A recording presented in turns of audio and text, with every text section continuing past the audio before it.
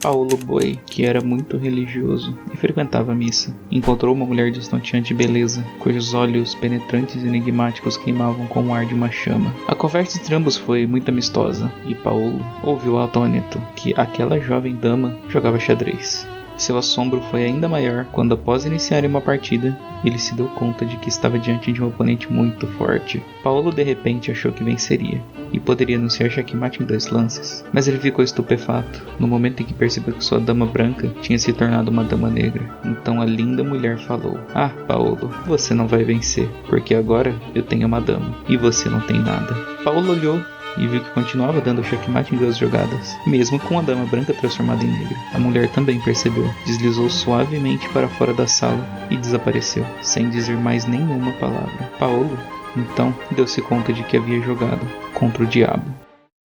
Quão bom você é em jogos de cartas? Paciência, truco, poker, Magic the Gathering. E sim, eu escolhi a palavra bom nessa frase. As pessoas tendem a achar que esses jogos não dependem de mais do que sorte, de ter uma mão forte logo de cara para ser vencedor. Isso até que é verdade. Sim, pero no mucho. Afinal, é possível ver jogadores de poker profissionais, por exemplo, só conhecer as regras do jogo para entender como exatamente isso pode ser possível. Mas, resumidamente, poker não é apenas a sorte de você cair com um par de cartas fortes. É um jogo que envolve você fazer essas suas cartas, mesmo quando fracas, valerem muito na sua mão. Pois, poker é um jogo de blefe e negociações. Se pesquisar as regras ou já souberem jogar, dá pra entender o motivo. Em todo caso, eu sou irreverente e hoje vamos falar de Card Shark. E antes de começar, como Card Shark possui uma narrativa, caso você se interesse em jogar, eu vou deixar o vídeo separado em 2 partes. A primeira metade, que é uma análise meio review com umas curiosidades ou outras do jogo, e nisso eu nem preciso dizer que essa análise é baseada única e puramente na minha opinião. E na segunda parte eu vou contar praticamente toda a minha experiência com o jogo, parte a parte, do começo ao fim, narrando os fatos. Isso é legal para aqueles que não entenderam ou que querem relembrar detalhes específicos, ou que não vão jogar de qualquer forma, mas eu realmente recomendo. E também vou deixar um aviso bem claro a partir do momento que a gente vai entrar na parte de spoilers. E então,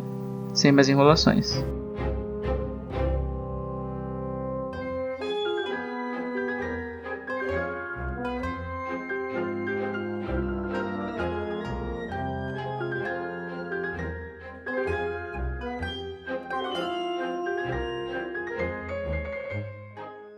Card Shark é um jogo que me marcou demais ao jogar ele por completo. Desenvolvido pela Narrow, em parceria com Nikolai Troshinsky, e distribuído pela Devolver Digital, eu achei estranho que ele passou meio batido nos radares dos jogos indies de 2022. Me pergunto o motivo disso. Os outros. Que ano foi 2022 para os jogos indies, hein? A expressão Card Shark é usada para definir pessoas que trapaceiam jogos de cartas por dinheiro. E voltando àquela pergunta, quão bom você é em jogos de cartas? Vamos mudar ela um pouco. Em uma mesa de carteado, o quanto você é perceptivo e poderia dizer com toda certeza que todos ali presentes estão jogando honestamente com você. Sendo assim, Card Shark é sobre jogar cartas, mas não sobre jogar justo. O interessante é que em momento algum você sabe que raio de jogo é esse que eles estão jogando com baralho. Isso na real não importa, o que importa é vencer. Você só sabe que precisa roubar para ganhar, extorquir o máximo que você puder e conseguir da burguesia, em meio a uma França que está à beira de uma revolução. No fim do século XVIII houveram as famosas guilhotinadas, mas no jogo não há guilhotinas. E ao contrário do título, também não tem tubarões. Uma pena. Muitos podem achar chato jogos que dependem apenas de Quick Time Events, aquelas ceninhas de minigame que tem uma sequência de botões para apertar na hora certa. Mas aquelas são um pouco diferentes do habitual. Muitas vezes não tem hora certa para apertar os botões. Você vai no seu ritmo e executa as trapaças conforme praticou, onde quanto mais preciso e sutil, menos as pessoas vão desconfiar de você. Por causa disso e dessa temática, Card Shark não é só sobre trapacear na cara dura igual vocês faziam no banco imobiliário que pegava dinheiro do banco quando ninguém estava olhando. É um jogo que mostra esse lado das mesas de jogo como se fosse uma arte. Arte essa que é mal vista, lógico, mas aqui ela não é tão diferente de teatro. Há pessoas que trapaceiam por dinheiro, há aqueles que trapaceiam por compulsão. Elas não conseguem evitar isso, por terem algum tipo de transtorno obsessivo ou coisa parecida. E tem os que trapaceiam apenas pelo prazer de trapacear. Aqui você assume o papel de um rapaz mudo que acaba de perder a única pessoa que podia chamar de família.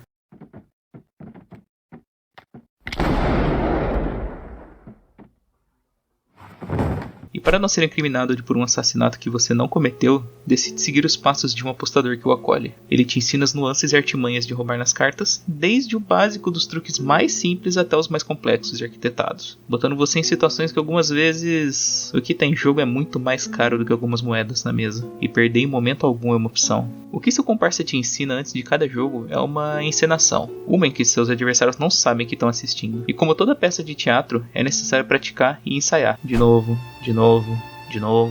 o quanto você quiser, até você se dar por satisfeito com seu próprio desempenho. Quando estiver confiante, é só seguir para o ato principal, onde o dinheiro vai estar na mesa e seus oponentes estarão atentos a cada movimento. Minta na cara deles e vai estar tudo bem. Conforme a história avança, os truques ficam mais ousados e complexos, assim como as apostas, que podem ficar mais altas, e a desconfiança sobre você pode acabar perseguindo pelas mesas por toda a França. Sempre que você está na ocasião em que o plano deve ser executado, existe um medidor que representa essa tal desconfiança de seus adversários, e tentar fazer o truque da maneira mais sutil possível acaba virando um desafio pessoal. A combinação desses fatores faz Card Shark ser emocionante, e quando as coisas começam a dar errado, é muito desesperador. A cada novo desafio é como se você aprendesse coisas que jamais poderão ser desvistas, e ensaiar os truques é como buscar um aperfeiçoamento estranho no qual a recompensa disso tudo é o sucesso nas partidas, depois da tensão de quase ser pego. Isso é um loop de gameplay pontual e emocionante. A parte que eu acho mais fascinante por fim é que todos esses truques que o jogo ensina podem perfeitamente ser usados na vida real, e aliás alguns deles eram e são até hoje usados nas mesas de baralho. Alguns são técnicas usadas por mágicos e prestidigitadores para fazer uma adivinhação de cartas envolvendo manipulação de baralho, controle de embaralhamento, cortes falsos e marcação de cartas. Jogar Card Shark é uma experiência única que pode fazer com que seus amigos nunca mais confiem em você numa mesa de jogo depois de ter ele zerado na sua lista.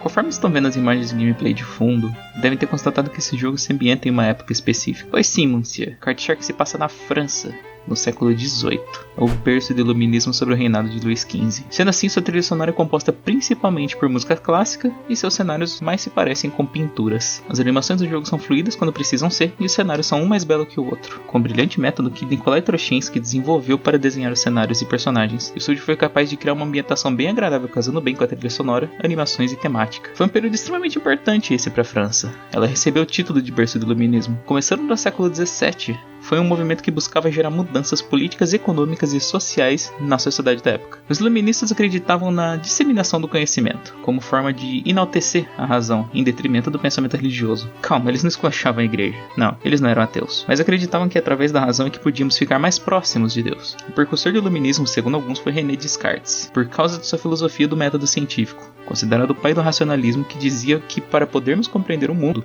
devemos questionar tudo. É interessante saber dessas coisas, pois por muitas vezes você vai se ver em mesas com pessoas famosas, pessoas que cravaram seus nomes na história, seja através da filosofia, astronomia, charlatanismo, influência e várias outras coisas. Por exemplo, Voltaire e Jean-Baptiste Peraí, como é que fala isso? Olha, desculpa meu francês, porque ele é meio nórdico e faz um tempo que eu nunca pratiquei ele, então vai acontecer um assassinato nos dicionários de francês aqui. Jean-Baptiste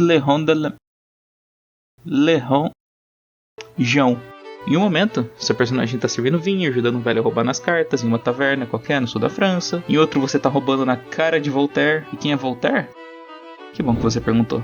Provavelmente você já ouviu sua grande frase, que nunca foi dita por ele na verdade, mas pode facilmente ser atribuída a ele. Posso não concordar com nenhuma palavra que você disse, mas defenderei até a morte o seu direito de dizê-lo. Ele foi um filósofo do iluminismo que estudou e escreveu muitas obras sobre o conceito mais deturpado da atualidade, da liberdade de expressão. E em sua mesa também está presente Jean-Baptiste Le Rond d'Alembert, que foi um grande físico e matemático do século XVIII. Tranquilo, é só um cara que pesquisou sobre mecânica racional, princípio fundamental da dinâmica, problema dos três corpos, hidrodinâmica. E na mesa também está o Conde de Saint-Germain, que é o seu parceiro de crime. E esse cara... nem sei por onde começar a falar do seu currículo. Desde a primeira vez que vi esse nome eu pensei, cara, eu conheço esse maluco de algum outro lugar. Já ouvi esse nome, e até hoje eu não sei de onde eu conheço esse nome. Talvez até terminar de editar o vídeo eu descubra. E esse cara consegue seu mistério até pra nossa história real. O miserável nunca revelou sua verdadeira identidade, e aparecer e desaparecer de lugares em momentos específicos fez ele chamar bastante atenção não só de historiadores, mas de seus contemporâneos. Lendas sobre ele é que não faltam. Dizem que ele possuía o elixir da juventude, pois não envelhecia nunca, os anos passavam e sua aparência era sempre a mesma, ninguém sabia como ele ganhava dinheiro, pois ele presenteava as pessoas com coisas caríssimas e ninguém via ele fazendo nada. Alguns até desconfiavam que das duas uma, ou ele é um ladrão ou um falsificador. Aparentemente ele se vendia com a imagem de um músico, alquimista, lapidador de diamantes, cientista, filósofo, e para alguns ele até tinha pedra filosofal mesmo, mas no jogo ele é só um charlatão, e um dos bons. Imagina que você tá nessa mesa, roubando e tentando não ser pego por esses caras. Que loucura. A história do jogo é cheia de reviravoltas interessantes, com uma história muito bem montada, mas nem tudo é mar de rosas. É claro que o jogo tem pontos que me incomodaram, a começar pelo mais leve. Certos movimentos e gestos que você faz com as cartas dependem de uma precisão fina do que você está executando. E sendo assim, a melhor precisão que você pode ter em um jogo é com o analógico de joystick, que controla exatamente a velocidade de algum movimento. Isso faz com que seja praticamente obrigatório jogar com o controle. Até dá pra jogar no mouse e teclado, mas ao menos na patch atual que eu tô gravando esse vídeo é muito ruim. Não tem comparação. Ficar muito tempo sem jogar Card Shark pode ser um problema também. Se você é alguém que, por exemplo, só tem algumas horas da semana para jogar, tipo somente nos fins de semana ou em dias muito separados, é bem capaz que você se esqueça das técnicas que o jogo te ensinou anteriormente. E para recapitular, ele é pouco didático, pois existem explicações em game de como fazer elas, mas não são tão claras quanto no momento em que você as aprende. Em todo caso, o jogo é bem curtinho, uma gameplay de 5, 6 horas no mais demorado caso assim. O ciclo de gameplay é muito simples, pois você aprende um truque, aplica, aprende outro, aplica, aprende outro, e por aí vai, sucessivamente. Uma hora ou outra você aprimora algum truque que você já sabia, adicionando novas etapas ou detalhes que uma mesa em particular exige.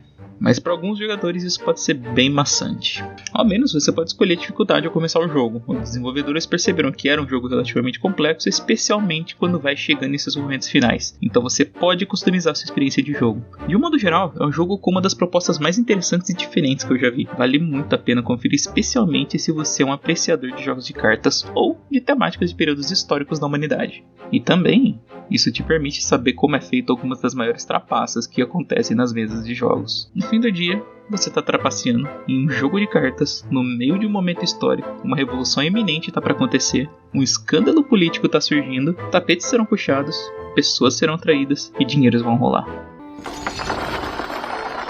Por fim, essa foi a minha review e análise sobre Card Shark. Eu agradeço os que até aqui ficaram. Caso tenham gostado, deixem um like e considerem se inscrever no canal. Como esse é o primeiro vídeo que eu faço pro canal, eu tô considerando ainda qual formato eu vou abordar nos próximos vídeos e conteúdos. Talvez seja bem parecido com esse mesmo. Aos que aqui permanecerão, eu vou narrar minha experiência com o enredo completo do jogo. Portanto, acomodem-se e sejam bem-vindos.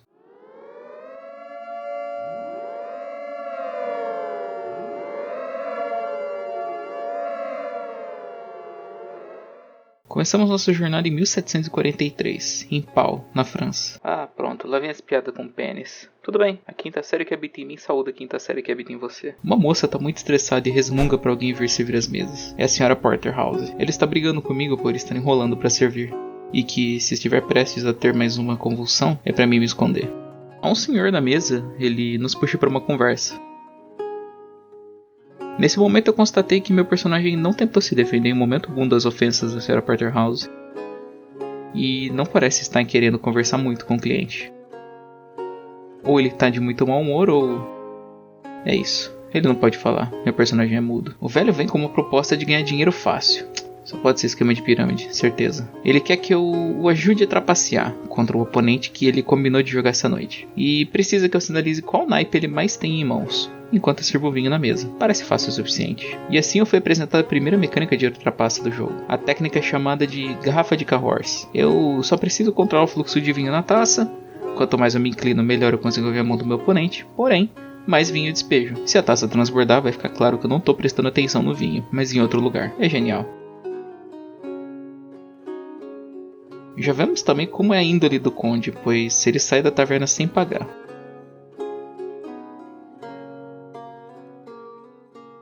A noite chega e o conde está perdendo muito feio, mas sua sorte está prestes a mudar. Eu apareço para servir a mesa e consigo ver que na mão do meu oponente tem o 2, o 9 e o 10 de paus, que é o naipe predominante na mão do meu oponente, e eu preciso sinalizar isso pro conde.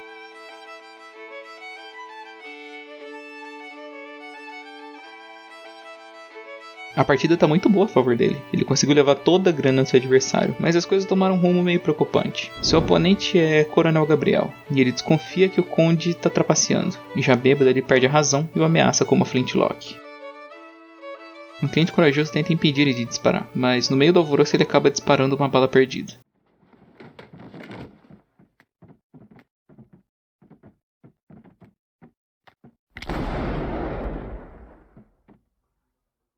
A ingrata bala perdida acerta a Sra. Porterhouse. Ela me tratava mal, mas era a única pessoa que eu podia chamar de família nesse mundo. Após todos fugirem de cena, o conde me alerta que é melhor irmos embora. Acolhido agora pelo conde, ele parece ver potencial em mim, e me toma como seu aprendiz.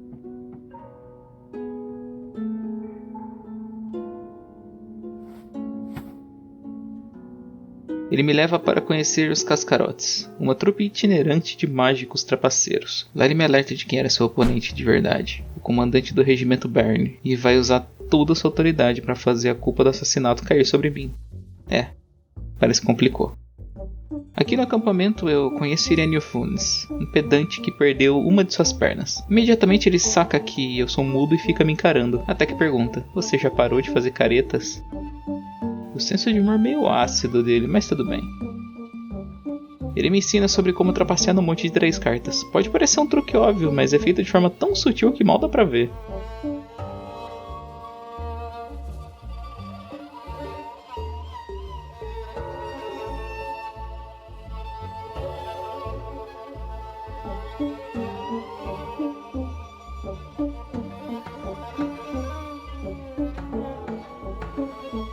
Por fim, o Conde quer que eu conheça o mágico. É um cara bem misterioso que parece ver potencial em mim também. Por isso ele me ensina a técnica do enjogue. Essa é uma técnica onde você controla o embaralhamento das cartas. Como eu acredito que ela seja a técnica mais importante de todo o jogo, eu vou explicar em detalhes. Você dá um jeito de saber qual carta quer controlar. No caso, a do topo do baralho. Na hora de embaralhar, você percebe que essa carta é perdida no meio das outras.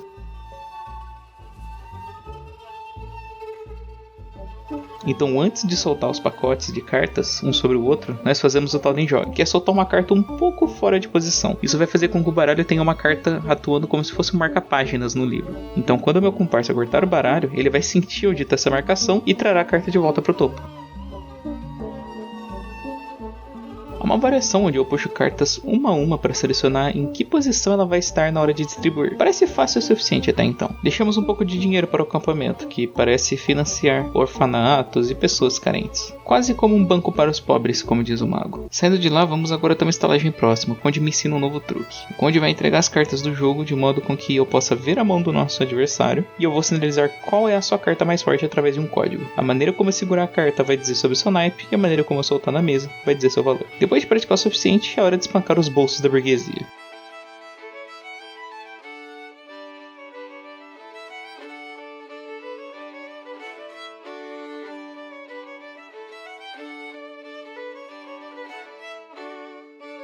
Apelamos tudo que o nobre tinha naquele momento. Estamos começando a fazer nossa fortuna. A princípio, o Conde quer que eu conheça alguns amigos dele. Vamos então até o Café do Parlamento, em Toulouse. Lá ele me apresenta para Jean Blairon de Lambert, um estudante de teologia e direito, que agora encontrou sua paixão em física e matemática. Com uma mente assim, instantaneamente ele percebe que a gente está trapaceando. O Conde se desespera a princípio, mas o que ele não contava era que Jean ficaria feliz por isso, pois ele enxerga a arte no que estamos fazendo. Ficando tão feliz, na verdade, que ele chama um de seus amigos para participar junto da falcatrua. Seu amigo não é ninguém menos do que Voltaire. Voltaire é o pseudônimo de François-Marie Arouet, escritor e filósofo com inúmeras obras já em suas costas. Ele também se interessa por nosso show. Durante na qual ele questiona ao Conde: "Você joga para ganhar dinheiro ou pelo mero prazer de trapacear seus oponentes?" E o Conde diz o seguinte: "Nenhum nem outro. Cada jogo é como um tijolo no edifício que eu estou construindo. Cada truque é um elemento de algo maior. Eu jogo pacientemente, devagar, até que possa enganar o sol. Como você, Monsieur de Voltaire. Uma letra de cada vez, uma ideia de cada vez. Até que o mundo todo mude." Olha, o desgraçado é bom com as palavras. E isso me deixa pensativo sobre o tipo de pessoa que ele é. Após rapelar tudo que Voltaire tinha no bolso ali na hora, nós nos despedimos e seguimos a viagem para a mansão da baronesa de Beauregard.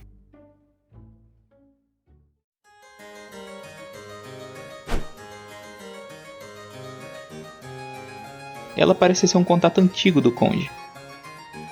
Após levar boa parte do dinheiro dela, o Conde toca num assunto que parece ser delicado.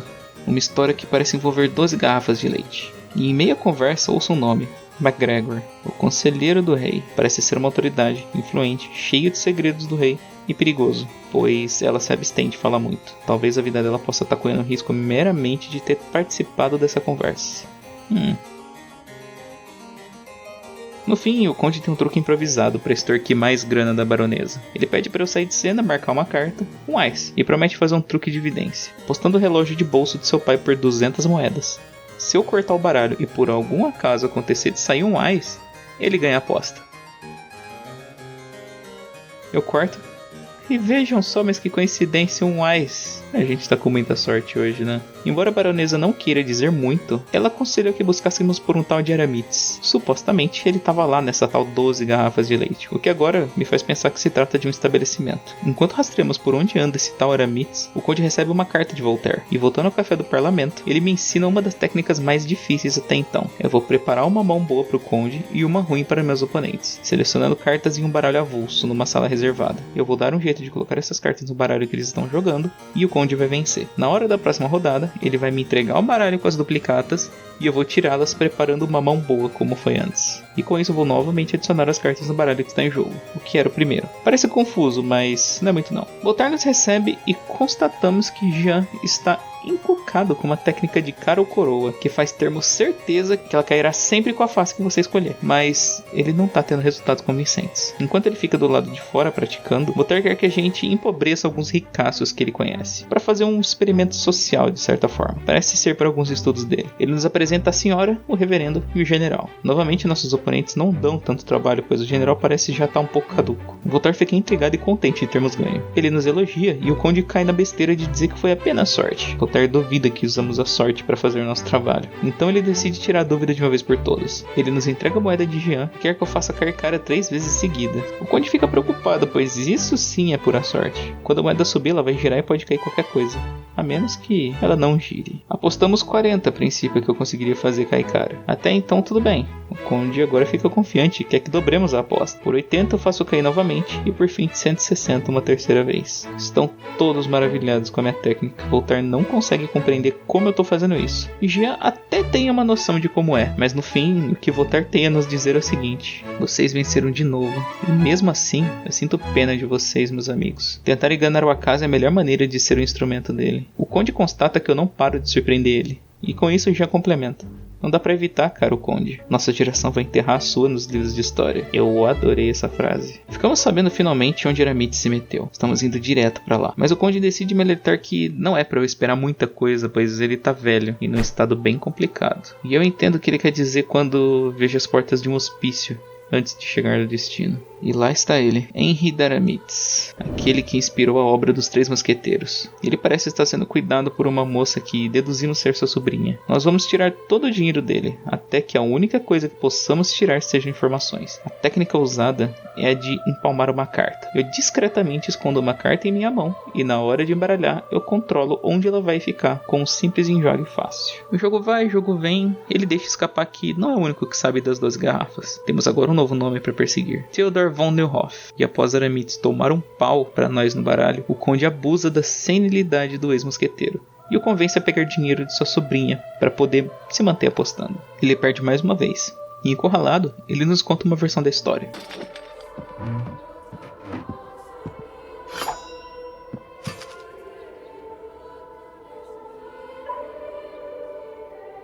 Ele conta que em 1723, próximo a Paris, em um quarto escuro, estavam Theodore, MacGregor, ele e o rei Luís XV. O rei lamentou a perda de alguém, uma tal Sophie d'Aubigny. Eu não encontrei nada sobre esse nome na história do nosso mundo real, infelizmente. Mas a história de Aramis termina por aí mesmo.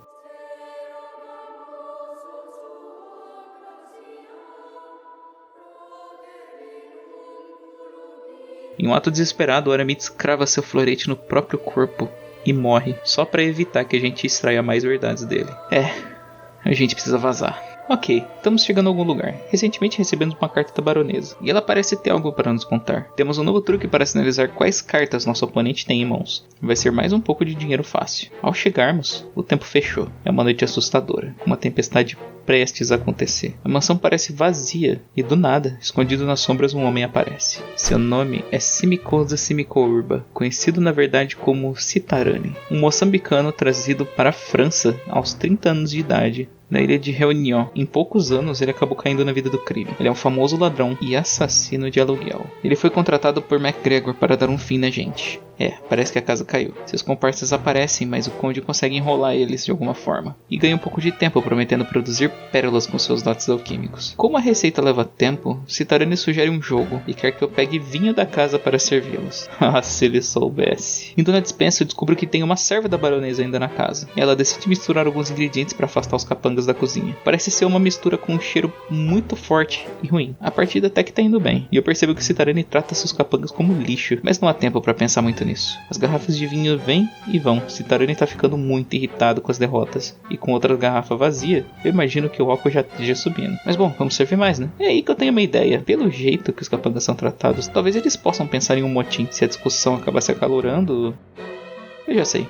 Vou colocar o baralho de cartas empilhadas no bolso do comparsa dele ao invés de levar pro conde. Enquanto eu sirvo vinho para Bertrand, um de seus capangas, Citarone percebe que eu olhei na mão dele e decide encerrar tudo por ali. Mas o conde perspicaz, vendo o que eu fiz, decide acusar o cara de estar roubando e não a gente. Ao revistar os bolsos de Bertrand, Citarone encontra um baralho empilhado. Olha só, isso parece ser a gota d'água para o grupo que se desentende e começa a atirar uns nos outros.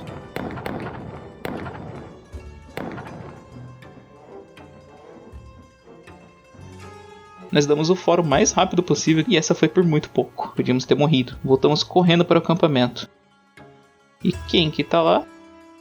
A baronesa de Beauregard. Quem diria que ela estaria aqui do nada? O conde mulherengo do jeito que é fica cantando ela e sai para dar uma palavrinha com o mágico, deixando eu e ela sós. Ela me avisa que pode não ser fácil o caminho que eu tô seguindo com o conde e que pode ser que ocorra grandes perigos no futuro, especialmente por estar do lado dele. Mas afinal, o que uma baronesa de alta classe saberia do mundo de apostas, sendo que ela é só mais uma nobre que existe por aí na França, né? Peraí. A baronesa... Ah, meu Deus. Ok, a baronesa na verdade é o Irênio disfarçado. E tá falando pra ficar esperto com os outros. Tá, agora é que eu tô começando a me preocupar mesmo. Ele me dá um estojo de maquiagem e diz que pode ser útil eventualmente. Imagina então que o conde fica flertando com ela pra manter as aparências, o disfarce, então... Ok, ele não sabe. Bom, o mágico conta que Theodore está escondido na ilha de Córcega, ao sudeste da França. Precisamos pegar um barco para chegar lá. Vai ser uma longa viagem pelo visto. Mas o mágico quer me ensinar algo de novo. É um truque de cardistry. Consiste em entortar uma carta no topo do baralho e soltar de modo a ela sair voando na direção desejada, adicionando rotação para uma trajetória mais consistente. É bem divertido, mas eu não imagino onde eu vou usar isso aí. De todo modo, valeu mesmo assim.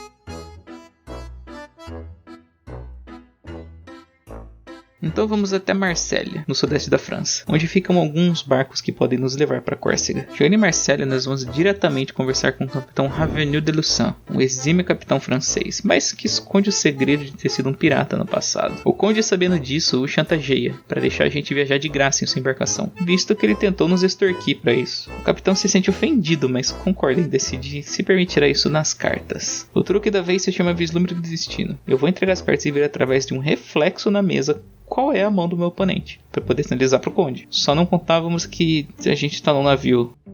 Mas tudo bem, deu tudo certo no final. Vencemos e chegamos em Córcega. A gente vai tentar dobrar as cartas ao decorrer do jogo para forçar nosso oponente a cortar exatamente onde a gente quer, trapaceando bem debaixo do nariz dele, esse nariz quebrado dele. Theodore nos recebe com um desdém, por sermos incisivos no que queremos saber. Contamos o que houve com Henry Daramitz. Uma pena de fato. A animosidade aumenta muito na mesa e Theodore mostra um lado hostil dele. Ele bate no próprio filho, o desmaiando meramente por ter chamado ele de pai no lugar de Vossa Majestade. Arrogância pouco é bobagem, né? No final das contas ele surta e decide partir para agressividade com a gente. Ele exige um duelo.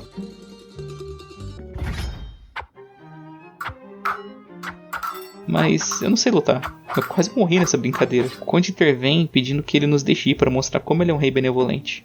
E tudo mais. Por sorte ele se sentiu bajulado o suficiente para permitir isso. Nossa empreitada não rendeu nada. Voltando para a França, nós decidimos ir até a casa de banho. Como é um lugar frequentado por pessoas ricas, claramente podemos lucrar muito com a nossa estadia. E de quebra tomar um banho por lá. Lá encontramos esse senhor que está sentado solitário e propomos um simples jogo. Após vencer uma rodada, acontece de ninguém menos do que Coronel Gabriel chegar no recinto. O rapaz com quem o conde estava trapaceando no começo do jogo. Ele nos reconhece e quer porque quer nos prender. Assim que nos encontra. Mas o homem intervém e não permite. O Duque fica assustado de ver Gabriel atendendo suas ordens e descobre que estamos jogando com ninguém menos do que Charles Lagarde, o procurador do rei no parlamento. Meu Deus. Ele insiste que Gabriel se junte à mesa, o que nos obriga a ajustar um pouquinho a estratégia. Nada tão difícil. Gabriel desconfia demais da gente, porque ele sabe da nossa procedência. Ele se levanta para gritar com a gente e tentar fazer Charles ver a verdade. Eu vejo que isso não vai acabar bem, então eu tenho uma ideia. Atirar um mais no assento do coronel com o truque que o mágico me ensinou, enquanto ele não vê. A situação esquenta e quase somos pegos. Quando o coronel achou que finalmente tinha gente na palma de sua mão, ele acaba sendo pego com o ás no assento. claramente ele estava trapaceando. Lamentável. Mais uma vez escapamos dessa por pouco. O Conde agora se lembra de um detalhe. Um artista chamado Clement Bell. Ele tinha Sophie Daubigny como sua musa. Ele pintava quadros dela. Porém, quando Sophie atraiu a atenção do rei, a sua carreira acabou, pois ele ficou sem uma modelo. Provavelmente ele deve saber de alguma coisa. O truque que queremos utilizar será um simples corte falso de baralho. Nada tão complexo. Chegamos até a oficina do artista, mas ele parece estar ocupado. Então, enquanto esperamos, vamos vislumbrando suas obras. Acontece que uma delas chama nossa atenção. Ele pintou a Deborah Churchill, a moça do qual achamos que poderia ser a sobrinha da Aramitz. Mas por que de todas as pessoas ele pintaria justo ela? Falando em pintar, o Conde sugere que eu pegue um dos pincéis do artista pra mim enquanto ele não vê. Isso parece dar algumas ideias pra ele. O pintor chega e nos passamos por agiotas. Ele parece ser uma pessoa endividada. Ele aceita jogar pra supostamente ajudar ele a quitar suas dívidas, mas ele acaba apanhando muito feio no processo. Ele acaba falando mais do que deve quando o Conde pergunta quem é a moça na pintura. Ele explica que ela é irmã de Sophie, Deborah Churchill. Então a Sophie tinha uma irmã. Diz que é uma pena que Sophie tenha se casado secretamente com o rei. Uma conspiração está começando a aparecer. Precisamos ir voando ver a Deborah no hospício. E vamos fazer o mesmo de sempre. Ela vai nos contar tudo o que sabe por perder muito feio para nós nas cartas. Quando chegamos lá, ela parece meio empolgada em jogar com a gente. O que é estranho, porque ela já desconfia que nós somos trapaceiros. Nós tiramos todo o dinheiro que ela tinha. Mas nessa hora aparecem pessoas que ela estava guardando. Ela nos enganou para poder entregar para as autoridades. As pessoas que chegam são Julie Daubigny e o Cavaleiro de St. George's, que são dois dos maiores espadachins da França. Após um esporro daqueles, constatamos que eles não estão aqui para nos prender, mas para formarmos uma aliança. Pois eles estavam investigando a morte de Sophie também. Só que quando eles estavam próximos de tirar a informação do Aramitz, a gente chegou e estragou tudo. Eles explicam que estão indo até Córcega falar com Theodore, mas explicamos que já fizemos isso, e que Theodore só vai falar qualquer coisa quando tiver com uma espada na garganta. O cavaleiro decide me ensinar então a duelar com um florete. Eu pratico por um tempo, e quando eu decidir estar bom o suficiente, nós vamos voltar para ameaçar o Theodore a nos dizer a versão dele da história.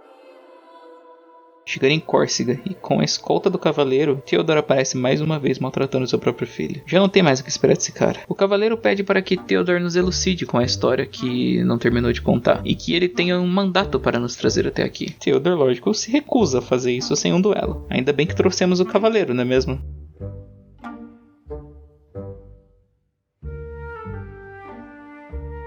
Ok, o Conde então luta com ele, já que foi quem arrumou briga. Mas é claro, tinha que ser. Após derrotar Theodore, ele decide nos contar sua versão da história. Basicamente, ele continua o que Aramitz nos disse, porém com mais detalhes. Ele conta da presença de mais uma pessoa no lugar, e que na verdade Sophie havia morrido no parto do filho. Um filho que causaria motivo de alvoroço se viesse a público. S.W. Erdenazi é o rapaz que carrega a criança. O rei se questiona por que não ouve a criança chorar, e Erdenazi explica que ela não chora pois não tem língua, logo, ela não fala, e que precisa se retirar para tomar providências para que essa criança não seja descoberta. Todos ali presentes começam a ligar os pontos. Então acontece que eu sou o filho perdido do rei da França, pois a idade bate certinho, assim como o meu idioma, que na verdade eu não tenho. Nossa, e pela última humilhação que o Conde passou com Theodore, decidimos jogar um pouco, já que estamos todos entre nobreza ali. Deixamos Theodore com os bolsos vazios. O cavaleiro explica que vai se ausentar para poder repassar essa informação para Julie, que, parando para pensar, se ela é mãe da Sophie, logo ela é minha avó. Nossa, vamos ao acampamento para planejar seus próximos passos. Na pressa para me apresentar a mesa que jogamos na casa de banhos, o Conde me apresenta como seu filho, Eugênio. Irene me explica que isso vem do grego, o significado é bem nascido, e pede um favor para mim. Parece que algum trapaceiro tá rondando os cassinos, roubando de mau jeito, destruindo nossa reputação.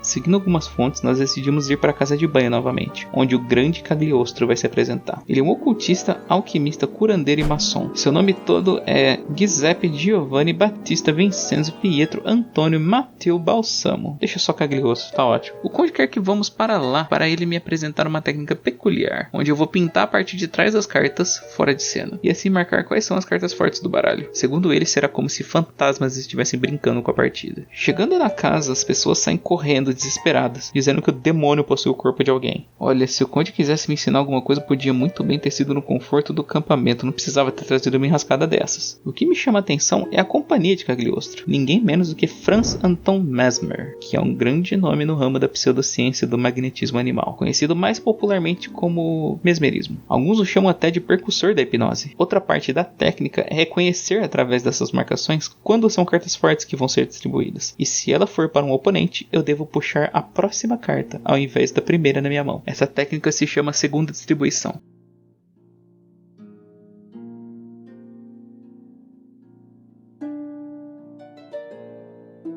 Nisso, vamos voltar até a estalagem Aureliac, onde fizemos nossa primeira vítima. Ah, nostalgia. Lá encontramos Keplinger, que está à mesa com alguém. E esse alguém fica chocado ao saber que sua filha acabou de levar um coice de um cavalo e precisa sair às pressas. Keplinger insiste que o dinheiro apostado vai ficar na mesa, independente da partida ter acabado ou não. Quando o rapaz sai, ele comenta comigo que o cara tentou roubar o dinheiro na cara dura com essa encenação. Keplinger é bem ardiloso. Imagino que vai ser um oponente difícil. O Conde entra na mesa e começamos a partida. Eu tenho que empilhar ases para ele. Simples o suficiente. Vencemos a primeira rodada e na próxima algo estranho está acontecendo. Bom, tudo bem. Eu armo a mão do Conde novamente e na terceira vez eu percebo a índole do Keplinger.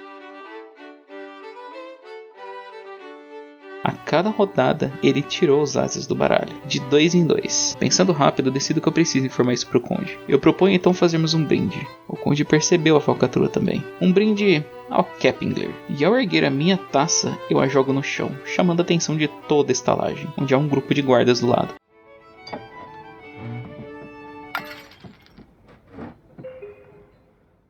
O Conde ameaça ele para que se ele não quiser ser descoberto no meio de uma cena, é bom ele nos dar todo o dinheiro dele e sair com uma mão na frente e outra atrás. Isso acaba dando certo, e melhor irmos embora também antes que sobe pra gente. Vamos até o cassino de John Law. Nós vamos enfrentar a realeza das apostas, em Berna, na Suíça. O Conde parece ser conhecido de John. A questão é que ele nos coloca para enfrentar Victor Lustig. Uma curiosidade é que Lustig foi um dos maiores estelionatários que a humanidade já viu. Isso na nossa história real. O cara era um pilantra, mas um pilantra muito bom no que ele fazia. O desgraçado conseguiu vender a Torre Eiffel. Vai vendo. Em 4 de janeiro de 1890, ele viu um artigo sobre a dificuldade que era manter a Torre Eiffel conservada. Então ele e um comparsa se passaram por ministro e presidente da França e fizeram um leilão secreto para os 5 maiores sucateiros da cidade, vendendo 7.000 toneladas de ferro que a Torre Eiffel tinha para um deles. Eles foram tão convincentes que até os funcionários que trabalhavam na torre acharam que era sério o negócio.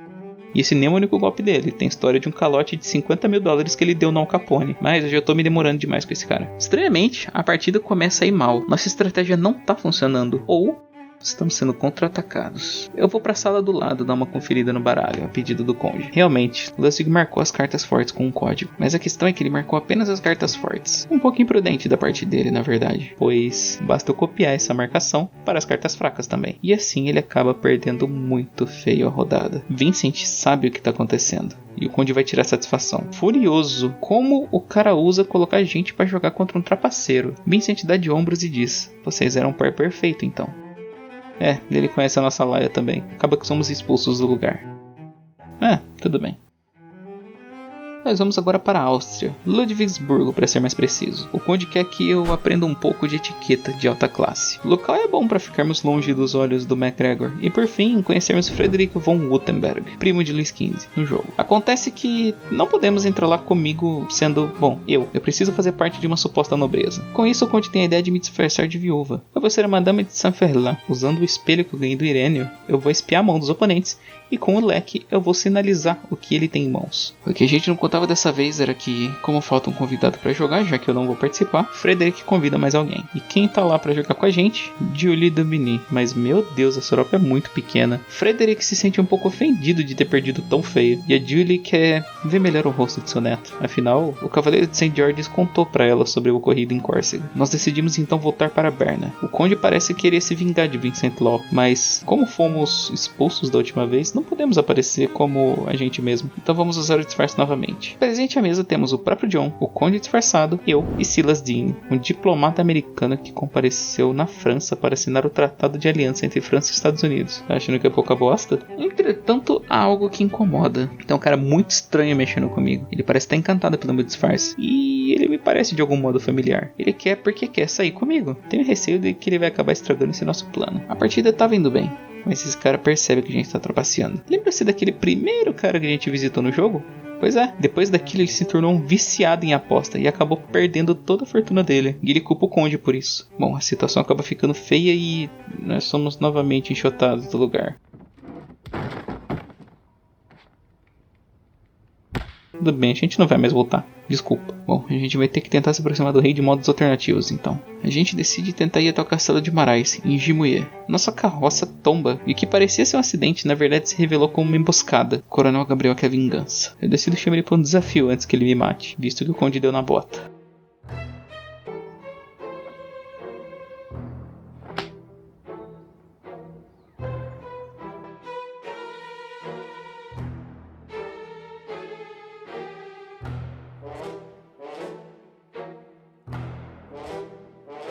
Então, ele pede pra eu jogar uma moeda. Se eu tirar a cara, nós duelamos. Se não, ele me mata.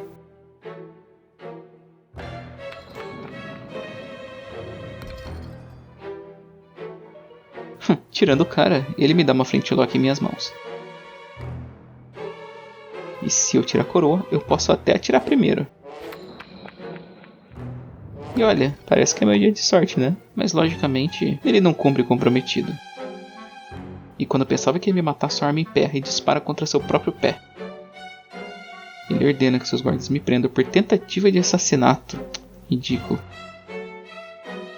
Jogado agora na prisão, eu acordo com um monte de cobertores no canto da minha cela. Esse monte se mexe. Debaixo dele, incrivelmente, sai Irênio. Mano, esse cara é um deus, só pode. Ele subornou os guardas com parte do dinheiro que eu deixei com os cascarotes e consegue me libertar antes do MacGregor chegar. Voltando para o acampamento, o conde tá preocupado comigo. Mas eu tô bolado com ele. Ele me deixou pra morrer, esse desgraçado. Bom, agora que Gabriel acabou dando um tiro no pé, podemos finalmente chegar no castelo de Marais. O conde me alerta que é um lugar excêntrico. Os jovens de lá não parecem ter limites nem pudor de fazer o que quiserem ao ar livre. Eu tenho até medo, mas lá encontro dois grandes amigos do conde. Anton Wilhelm Amo, um filósofo, e Casanova, um jovem próximo o suficiente da Marquesa de Pompadour, atual amante do rei Luís XV. Entretanto, meus oponentes, mesmo quando eles perdem, eles decidem deixar que a gente tenha uma audiência com a Marquesa. Segundo Casanova, a derrota tem gosto de chantilly. Olha, eu já não queria saber e a essa altura eu tenho até medo de sequer perguntar. Eu vou embora. Chegamos até a Marquesa, finalmente. Vamos usar o embaralhamento de pinça para vencer ela. Na hora de baralhar, puxamos cartas marcadas do topo e da base do baralho simultaneamente. Casanova está à mesa.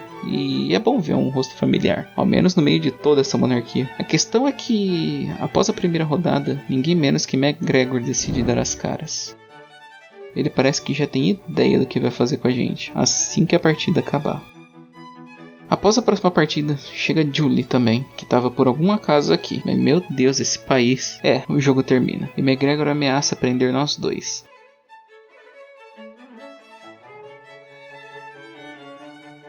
Mas o conde contra-ataca, dizendo que sabe a verdade do que aconteceu nas 2 garrafas de leite. E se ele não voltar essa noite ainda, o segredo vai ser escrito e colado em cada poste de Paris. Nisso, o conde fica para ter uma conversa sós com MacGregor. Todos se retiram. E na manhã seguinte, o conde parece aflito. Ele combinou um duelo entre eu e o MacGregor, onde eu vou fingir que perdi, para que seja dado como morto, e vamos ganhar terras e muito dinheiro, a troco de nunca mais chegarmos perto de Versalhes. Lógico que quem iria lutar era eu e não o conde. O conde nem ao menos fica para ver a luta. Enquanto o MacGregor chega com as testemunhas de batalha, eu me sinto traído novamente pelo conde. Esses pensamentos me distraem. Eu devia imaginar que MacGregor não lutaria justo.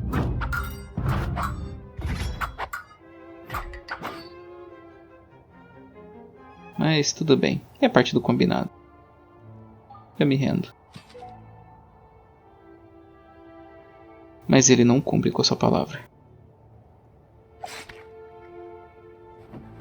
Ele se senta ao meu lado e confabula para o meu cadáver, que eu fui traído.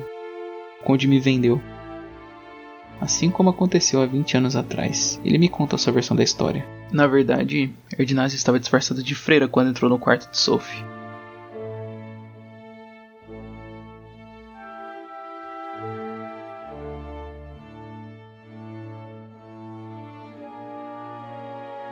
Acontece que MacGregor disse ver Erdnase jogar uma garrafa de algo longe. Claramente era veneno. Erdnase matara Sophie.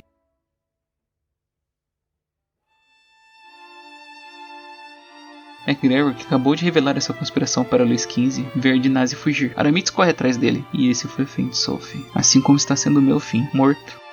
Traído.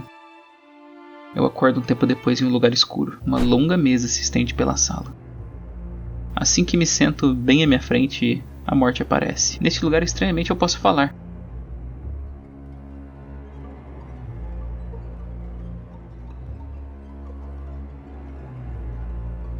Há uma mão acima de mim. Eu não sei o que é isso.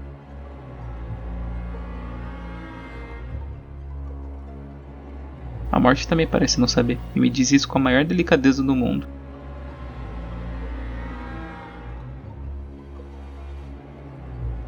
Ela me convida para um jogo de cartas. Eu decido jogar limpo, mas ela parece que me acompanhou por toda a minha vida, ironicamente. Ela imagina que eu esteja tramando algo, e quando ela decide me confrontar, a mão me puxa embora desse limbo, e ela solitária novamente decide jogar outra rodada de paciência.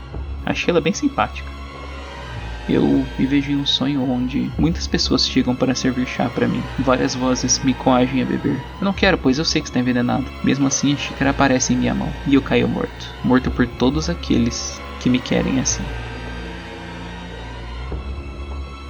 Eu posso ouvir vozes também, em breves momentos de lucidez. É a voz de Julie. Ela conta sobre sua vida, suas filhas, uma avó bem orgulhosa da família que construiu e que aos poucos está caindo. Quando eu finalmente me recupero, Julie diz que precisamos ir atrás do conde e dar o troco. Ele não pode me reconhecer, então Julie sugere irmos disfarçados. Com esse disfarce, eu vou poder usar uma trapaça que ela mesma desenvolveu. O conde não vai nem suspeitar, pois não teria como conhecer um truque assim. Eu vou marcar com maquiagem a parte de trás das cartas, e quando for distribuí-las, eu vou garantir que Julie pegue as melhores, e o conde as piores. Ele vai ter a sua lição. Conde está jogando no castelo de Saint-Ouen, em Paris. Jogando, aliás, com a mais alta das sociedades. Mas é muito desaforo. Quando ele estava prestes a se retirar, nós intervimos e fazemos ele ficar na mesa. As apostas já começam muito altas, mas vencemos tranquilamente. Mesmo assim, quando ele desconfia, já é tarde demais. Perdendo feio como perdeu, ele fica envergonhado e sai vazado. Eu decidi ir atrás, perseguindo ele pelas ruas de Paris. Ele vai até a Corte dos Milagres, onde parece conversar com uma gangue. Todos estão muito irritados com ele por ter me entregado para o MacGregor. Eu decido então aparecer e duelar com o conde. Vou fazer ele pagar por tudo.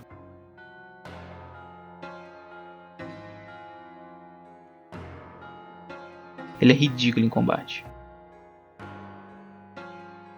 Mas não o mato por um instante. Quero ouvir suas últimas palavras. Então ele decide me ensinar sua última e mais poderosa técnica para que eu supostamente não fique sem saber disso caso venha viver sozinho daqui pra frente. Eu começo com um vislumbre de palma, no qual finjo chamar a atenção de alguém para olhar as cartas de cima e de baixo do baralho. Se alguma for boa, eu a empalmo e dou para alguém cortar, devolvendo para sua posição inicial.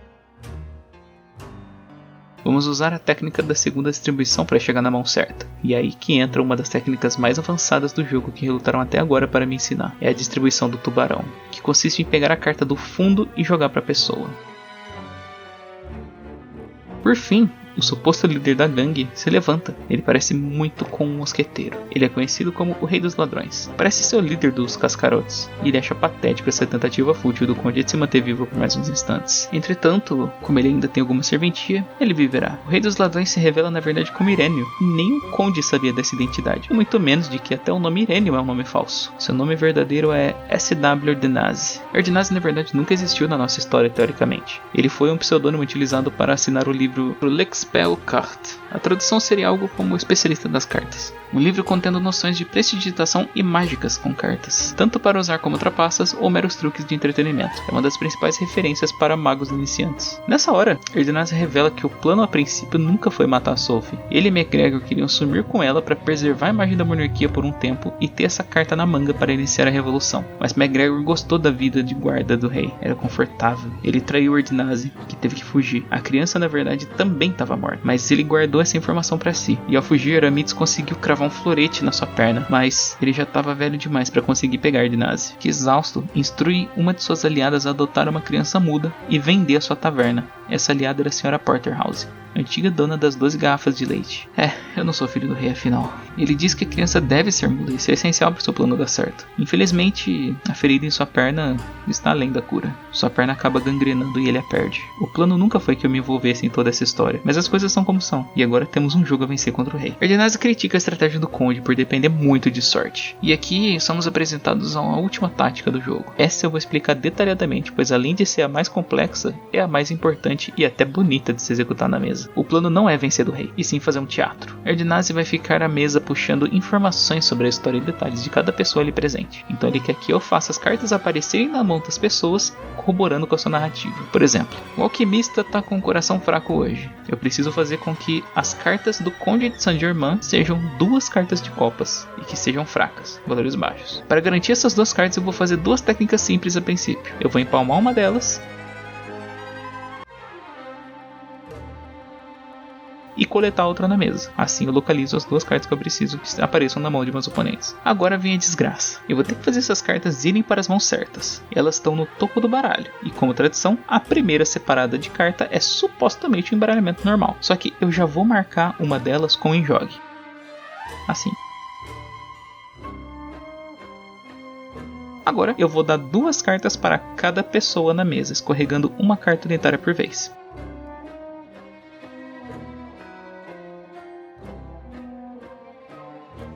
E com isso, vamos fazer o Outjog. Erdinase demonstra surpresa em ver que eu não sei dessa técnica e julga o conde um incompetente por não ter me ensinado. De todo modo, é igual a Jog, mas para fora. Ao invés de marcar a carta na minha direção, eu marco para outra. Isso permite que eu isole um pacote inteiro de cartas ao passar os dedos entre as marcações. Repare como ficam isoladas as cartas do pacote marcado, formando um N. E como pessoas honestas, continuamos embaralhando. Já que temos as pilhas marcadas, vamos soltar as cartas para que elas caiam nas mãos certas e descer a pilha.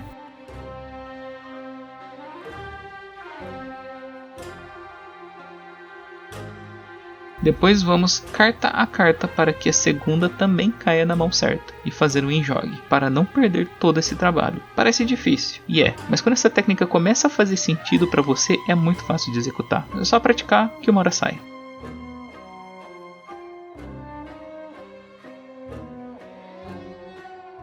E para não perder o estilo, a gente vai desfazer o corte que nosso oponente fizer. Simples assim.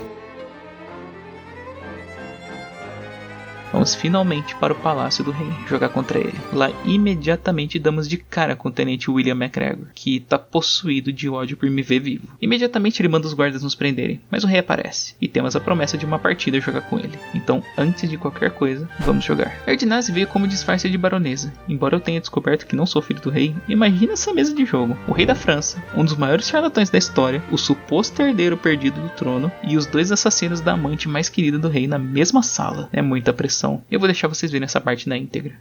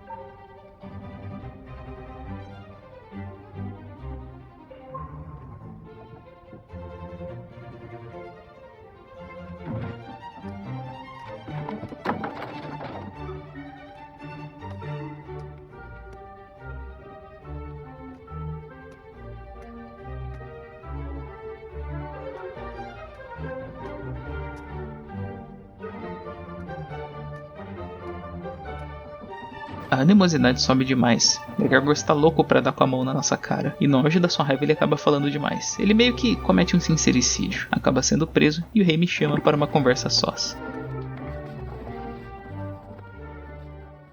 Ele me questiona se eu sou realmente o filho dele, e eu digo que não sou, infelizmente. Ele aprecia minha honestidade, e chama os outros dois para uma última partida. Então eu vou lá fora convidar eles a entrarem. Mas o conde decide me ensinar uma técnica de última hora. Mas essa técnica acaba incompleta, pois ele é interrompido por um mensageiro, que vem exigir a presença do conde na sala de jogo. Erdinase acha que é conveniente, não é? Que o conde me deixe na mão de novo. Talvez não deu tempo mesmo dele me ensinar a técnica, ou talvez ele me enrolou para que nunca desse, e novamente eu fosse traído. Erdinase me ensina um possível desfecho para essa técnica. Eu devo imitar um embaralhamento ineficaz, mas as cartas devem estar presentes no fim do baralho. E com a distribuição de tubarão, eu vou decidir quem vai ser o vencedor.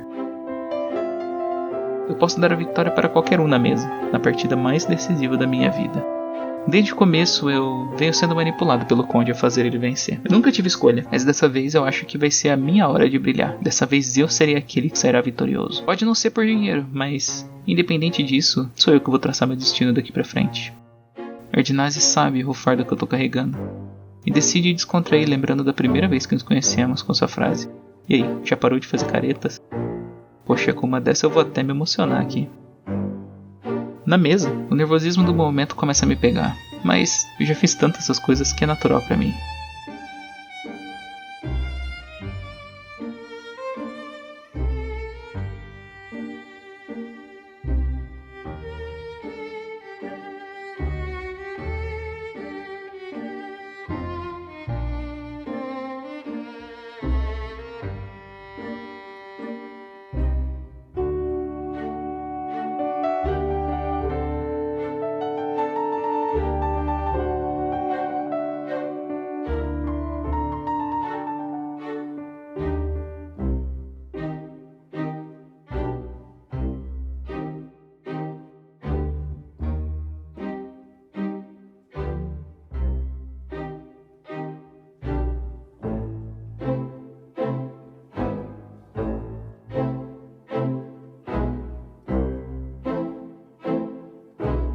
No fim das contas, está feito. E eu tenho 4 ases em minhas mãos. Então...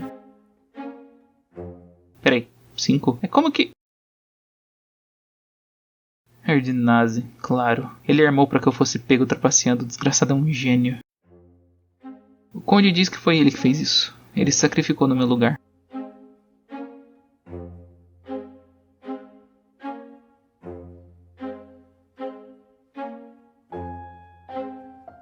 Alguns anos se passaram e o conde foi preso e executado secretamente. Erdinase desapareceu e eu comprei a taverna da Sra. Porterhouse. Muitos anos se passaram e a revolução aconteceu. Todos pela França estão muito felizes e parece que eu tive um papel extremamente importante nisso. O dinheiro que doei aos Cascarotes foi usado como um recurso para financiar essa revolução. Isso ajudou muitas pessoas e resolveu um imenso problema para o país. E eu vou seguindo minha vida. O conde me ensinou a escrever, então posso expressar todas essas coisas. Agora que a idade me bate à porta, acho que tudo isso valeu a pena. Mesmo sendo ninguém, eu consegui construir algo grande. Seguimos com calma. Uma carta de cada vez. Enganamos até o sol. E o mundo todo mudou. Eu vejo pessoas roubando em jogos na minha taverna. Consigo perceber cada detalhe, mas sabe? Depois de passar por tantas coisas, eu... talvez nunca perca os velhos hábitos. E sim, Erdinase, eu já não preciso mais fazer caretas. Este foi Card Shark.